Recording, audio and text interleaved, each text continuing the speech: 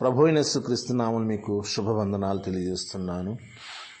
మరి వాక్యం వింటున్నారు, కానీ ఒకటి మర్చిపోయారు. దయచేసి మీకు కింద రెడ్ అక్షరాలు కనపడుతుంది చూడండి, సబ్స్క్రైబ్ అది చెయ్యండి. పైన బటన్ ఉంటుంది, అది ఒకటి నొక్కండి. లైక్ ఒకటి చేయండి. మరి కింద ఉన్న ఎర్ర అక్షరాలు సబ్స్క్రైబ్ దయచేసి మీరు చేసి సహకరించవలసిందిగా మనం చేస్తున్నాను. దేవునికి మహిమ కలుగునుగాక. ప్రభునందు ప్రియమైన దేవుని బిడ్డ, ఎలా ఉన్నారు? బాగున్నారు కదా? మీరు బాగుండాలని అనుదినము మీ కొరకు ప్రార్థిస్తూ ఉంటున్నాను. చాలా సంతోషం. మరి అనుదినము దేవుని యొక్క వాక్యం మనం వింటూనే ఉన్నాం. గత 2 రోజులుగా బైబిల్ గ్రంథంలో ఉన్న స్త్రీ అయిన ఆదాము భార్య అవ్వను గురించి మనం ధ్యానించాం. మరి ఈరోజు 3వ భాగం మనం విందాం. ఎందుకంటే బైబిల్ గ్రంథములో ఉన్న వాక్యాన్ని ఎంత ధ్యానించినా మరి దేవుని యొక్క వాక్యం పుడుతూనే ఉంటుంది. అవ్వ గురించి గత 2 రోజులుగా మనం వింటున్నాం. మనం చదివేం కదా, ఆది కాండము 3వ అధ్యాయము 20వ వచనం. ఆదాము తన భార్యకు అవ్వ అని పేరు పెట్టెను, ఏలయనగా ఆమె జీవము గల ప్రతి వానికిని తల్లి. అవ్వ ఆ పేరు పెట్టే వరకు కూడా మనకు తెలుసు, స్త్రీ, ఆ స్త్రీ, ఆ స్త్రీ, స్త్రీ, స్త్రీ, ఇదే పదం వాడబడింది. ఆదాము తన భార్యకి పేరు పెట్టేంత వరకు కూడా స్త్రీ అంతే. మంచిది. మనం విన్న వాక్యం చాలా శ్రేష్టమైనది. మరి అవ్వ ఎక్కడికి వెళ్ళకూడదో వెళ్ళింది, ఏది ముట్టకూడదో ముట్టింది, ఏది కొయ్యకూడదో అది కోసింది. అక్కడితో ఆగిందా? కోసిన వెంటనే ఏమనుకుందో తెలుసా? ఆహారమునకు, అది ఆహారమునకు మంచి, ఆహారమునకు మంచిదని ఉన్న పట్టనే టక్క టక్క టక్క కొరికి తినేసింది. చూడండి, అవ్వ తన సొంత ప్రయత్నాలు చేసింది. భర్త ఆలోచన తీసుకోలేదు, దేవుని యొక్క ప్రణాళిక లోబడలేదు. తన ఇష్టం వచ్చిన ప్రయత్నం చేసింది అవ్వ.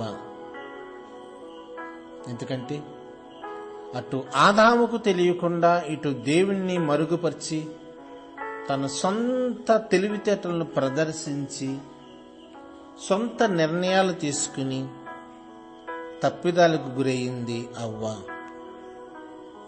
తను తినేసిన తర్వాత నిజముగా దేవుడు అన్నాడు, నువ్వు చనిపోతావు అన్నాడు. తిను దినమున సచ్చెదురు అన్నాడు. దానికైనా భయపడాలి కదా, కనీసం భయం లేదు. ఎంత మూర్ఖత్వం, ఎంత బుద్ధిహీనత ఒకసారి ఆలోచన చేయండి. భయం అనేది ఉండాలి కదా. అసలు కొంచెమైనా భగవంతుడన్నా భర్త అన్నా భయం లేదు.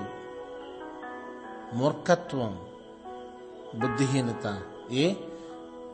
లేదండి, తన భర్తకు చెప్పడానికి ఇష్టపడలేదు, తన భర్త మంచోడు కాదు, తిరుగుబోతూ, వగరబోతూ, పనికిమాలోడు, త్రాగుబోతోడు, జులాయిగాడు, కనపడితే కొట్టేస్తాడు, వాతలేసేస్తాడు, అందుకనే వాడికి చెప్పలేదు భర్తకి అనుకోవచ్చు. అటువంటి వాడు కాదు ఆదాము. అటువంటి వాడు కాదు. దేవుని చేత సృజించబడిన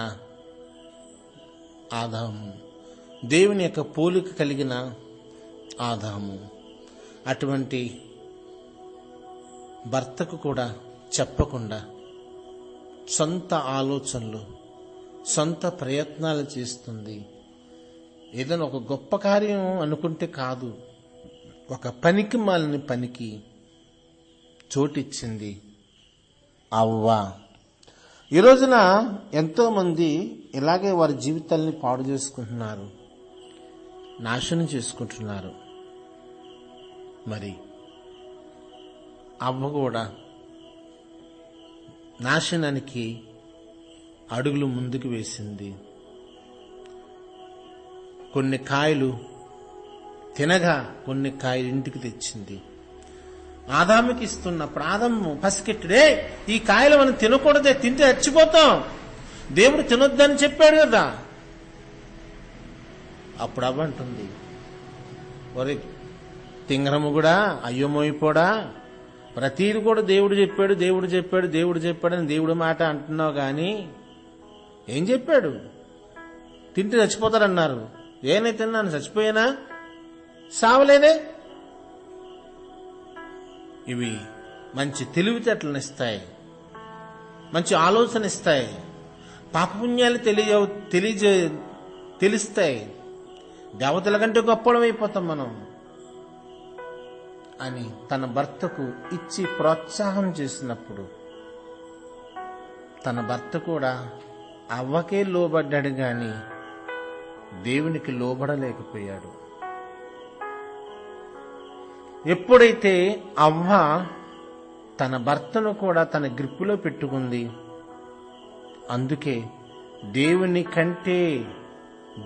కంటే అవ్వ మాటకి ప్రాధాన్యత చూపించాడు. ఈ రోజుల్లో ఇవన్నీ వాస్తవాలే. చాలామంది ఉన్నారు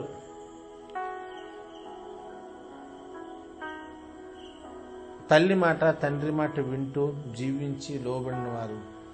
పెళ్ళి అవ్వగానే ఇక పెళ్ళం మాటే కానీ అమ్మ మాట నాన్న మాట వినలేని వారు ఎంతోమంది ఉన్నారు. ఇక వాళ్ళు మంచి చెప్పినా సరే వినరు. తన భార్య ఎంత చెప్తే అంత, అంటే భార్యను ప్రేమించొద్దండి అని అంటారేమో. భార్యను ప్రేమించాలి, కానీ తప్పుడు పనులు చేసే విషయంలో మాత్రం క్షమించకూడదు, ప్రోత్సాహం చేయకూడదు. ఇప్పుడు అవ్వ చేసిన పని దేవునికి వ్యతిరేకమైన పని, దేవుడు వద్దు అన్న పని. కాయలు తెస్తుంటే గోబండ కొట్టి బుద్ధి లేని దాన్న, దేవుడు తినొద్దన్న పళ్ళు తినడే కాకుండా నాకు తెచ్చిస్తావా ఆ న్యాలెస్ కొడితే సరిపోను. కానీ తన భార్య మాటకు లోబడిపోయాడే గాని నేను చేసేది తప్పు, దేవునికి వ్యతిరేకమైన పని చేస్తున్నానేమో, ఇది తప్పు అనే ఆలోచన మర్చిపోయాడు. ఇలాగ ఎంతమందో ఉన్నారో తెలుసా? చాలా మంది ఉన్నారు. ఆ భార్య ఏ చెప్తే అది చేసేవాళ్ళు ఎంతమంది ఉన్నారు. అది తప్పైనా సరే వాళ్ళ వేదవాక్కుల భరించేవాళ్ళు చేసేవాళ్ళు ఎంతోమంది ఉన్నారు. మరి నీ విషయంలో మరి నువ్వు జాగ్రత్త. ఎవరైనా తప్పుడు సలహాలు ఇస్తే చేయకు, తప్పుడు పనులు చేయమంటే చేయకు, తప్పుడు ప్రవర్తనలకి అవకాశం ఇవ్వకుండా భక్తిని కాపాడుకునే క్రైస్తవ వీళ్ళకి మనం జీవించాలి. తిన్న తర్వాత దేవుడు పిలుస్తున్నాడు. ఆ పండు తినమన్న వారికి మనోనేత్రాలు మూయబడ్డాయి, బాహ్య నేత్రాలు తెరవబడ్డాయి. మరి చెప్పింది కదా సర్పం, మీ కళ్ళు తెరవబడును అని. ఇప్పుడు పాపపు నేత్రాలు తెరవబడ్డాయి, ఆత్మీయ నేత్రం మూయబడింది.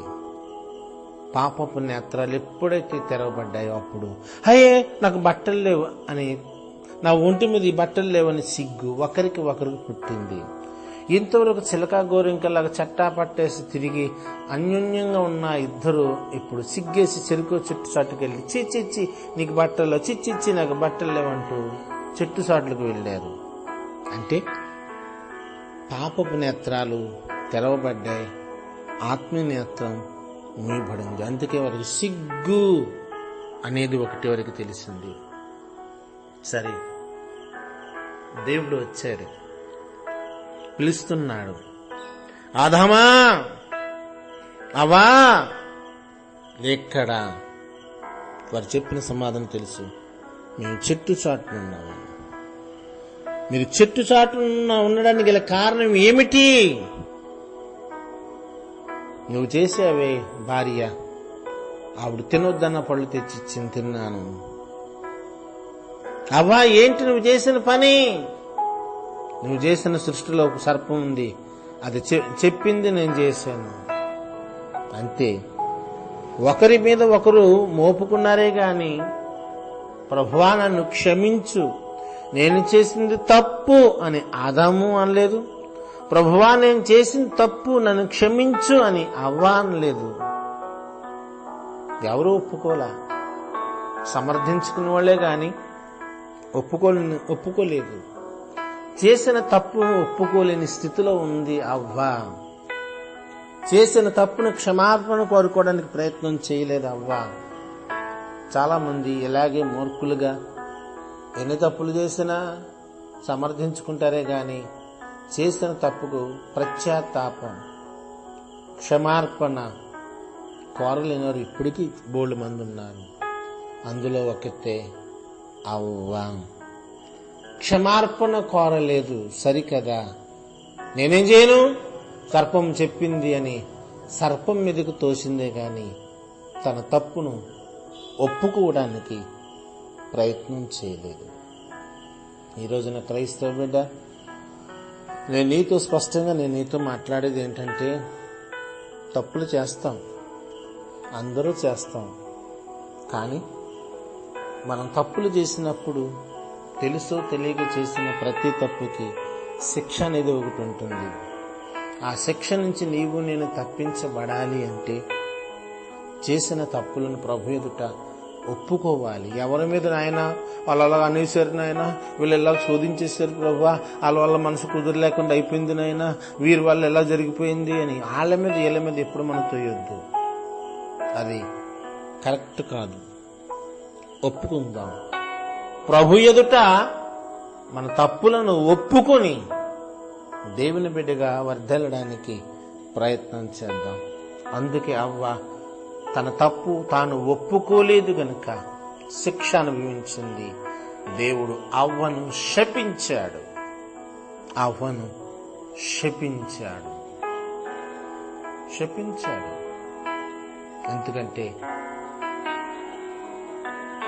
ఎందుకంటే నీతిమంతుడు లేడు, ఒక్కడు లేడు. అందరూ దేవుడిని గురించి మహిమ పోగొట్టుకుంటున్న వాళ్ళమే కానీ క్షమార్పణ మనం పొందకపోతే ఎలా? కానీ అవ్వ బ్రతుకుల క్షమార్పణ లేకుండా మరి శపించబడింది. నువ్వు ప్రసవ వేదన పడి బిడ్డలను కంటావు, వారి వల్ల నీకు వాంఛ కలుగుతుందని చెప్పాడు. ప్రసవ వేదన పడి బిడ్డలను కను అన్నాడంటే ఎంత బాధ, ఎంత దుఃఖం. ఆదామును శపించాడు, అవ్వను శపించాడు, సర్పాన్ని కూడా దేవుడు మరి శోధించి మరి శిక్షించాడు. దేవుడు ఆ ముగ్గురిని శిక్షించి దేవుని కోపానికి గురి అయినట్లుగా మనం చూస్తున్నాం. జాగ్రత్త. ఏదేమైనా నీకు ఒక విషయం చెప్తాను. మరి అవ్వమ్మ ప్రతి జీవము గల ప్రతి వానికి తల్లే, కానీ నడవలసిన విధానం నడిపించవలసిన విధానాలు ఆమె సంపూర్తికి గ్రహించి ఉంటే ఎంతో బాగుండు. కానీ అవ్వ దేవుని యొక్క సన్నిధి నుంచి తప్పించబడింది. ఆ ఏదోని దాంట్లో చెలోపులో వంటి సరదాగా తిరిగేవారు, సరదాగా ఉండేవారు. అటువంటి సరదా, ఆనంద, సంతోష జీవితాలు కోల్పోయి తోట నుండి, ఏదేని తోట నుండి గెంటి వేయబడ్డారు. అక్కడి నుంచి వారి బ్రతుకులు అంతా శ్రమలే, అన్ని కష్టాలే, అన్ని బాధలే, అన్ని ఇబ్బందులే వారి బ్రతుకులు ఎదురైనాయి. కారణం ఒకే ఒక్కటి, దేవుడు ఏదైతే వద్దు అన్నాడు, వద్దు అన్న పని చేశారు. చేయమన్న పని మాత్రం వాళ్ళు చేయలేపారు. దీనంతటి కారణం, పాపం సృష్టిలోనికి రావడానికి మూల కారణం అవ్వ. దేవునికి మహిమ కలుగును గాక. ఇంతవరకు అవ్వ గురించి 3వ భాగం మీరు విన్నారు. దేవుని చిత్తమత మరోసారి దేవుని యొక్క వాక్యం విందాం. ప్రభు కృప మీకు తోడి ఉండును గాక. ఆమేన్. మీ కొరకే ప్రార్థిస్తున్న మీ దైవజనుడు Raju. God bless you. Amen. నా phone number 9908579144. God bless you. Amen.